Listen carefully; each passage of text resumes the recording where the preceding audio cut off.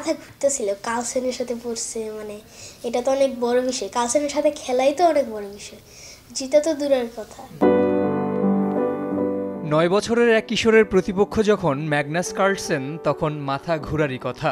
সম্প্রতি অনলাইন দাবায় খেলতে খেলতেই কার্লসেনের মুখোমুখি হয়েছিলেন বাংলাদেশি দাবাড়ু রায়ান রশিদ মুগ্ধ। নিজের টাইটেল না থাকায় যিনি খেলছিলেন কোচের আইডি থেকে।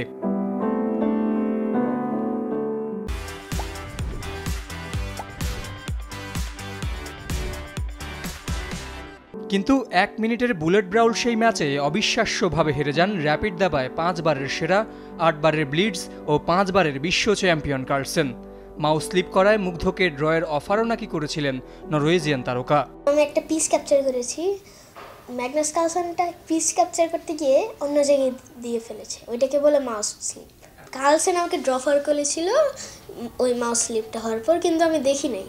ড্রফার করলে আমি নিয়ে নিতাম ওই ড্রফার, কারণ মাউস স্লিপ করলে ড্রফার দিলে এটা নিতে হয়, এটা রুলস। দেখি নাই। প্রায় 11টার মতো বাজে তখন রাত। হুট করে মুগ্ধ আমাকে কল দিছে, বলতেছে চাচা আমি তো ম্যাগনাসকে হারাই দিছি, আপনি নাম ফেক করতে পারবেন বাট রেটিংটা ফেক করতে পারবেন, আপনাকে করে রেটিংটা শো করানো লাগবে। 32 half rating is definitely Magnus.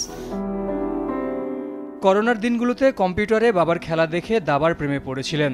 দিনে দিনে যা আরও বেড়েছে। জাতীয় বয়স ভিত্তিকের পাশাপাশি এশিয়ান স্কুল ও কমনওয়েলথ ইয়ুথ দাবাতেও পদক জিতেছেন 3য় শ্রেণীর শিক্ষার্থী মুগ্ধ। ভাঙতে চান ভারতের গুকেশের গড়া সবচেয়ে কম বয়সে বিশ্ব চ্যাম্পিয়ন হওয়ার রেকর্ড। আমার নেক্সট টার্গেট হচ্ছে ওয়ার্ল্ড চ্যাম্পিয়ন হওয়া এবং গ্রেট জিএম হওয়া, এবং আমি কয়েক বছর কমে আমি ওর ওয়ার্ল্ড রেকর্ডটা ভাঙতে চাই। 10-11 ঘন্টা এরকম দাবা নিয়ে সারাদিন পড়ে থাকি। ধারাবাহিক সাফল্যে এরই মধ্যে ফিদের অনূর্ধ্ব 8 র্যাঙ্কিংয়ের সেরা 20-এ জায়গা করে নিয়েছেন রায়ান রশিদ মুগ্ধ। প্রায় 1800 রেটিং নিয়ে ক্যান্ডিডেট মাস্টারের খেতাবের অপেক্ষায় বাংলাদেশের বিস্ময়কর এই দাবাড়ু। খেলা শুরু করে দিয়েছি এবং কয়েকটা ম্যাচ জিতেও গিয়েছি। জহির সাগর, চ্যানেল 24, ঢাকা।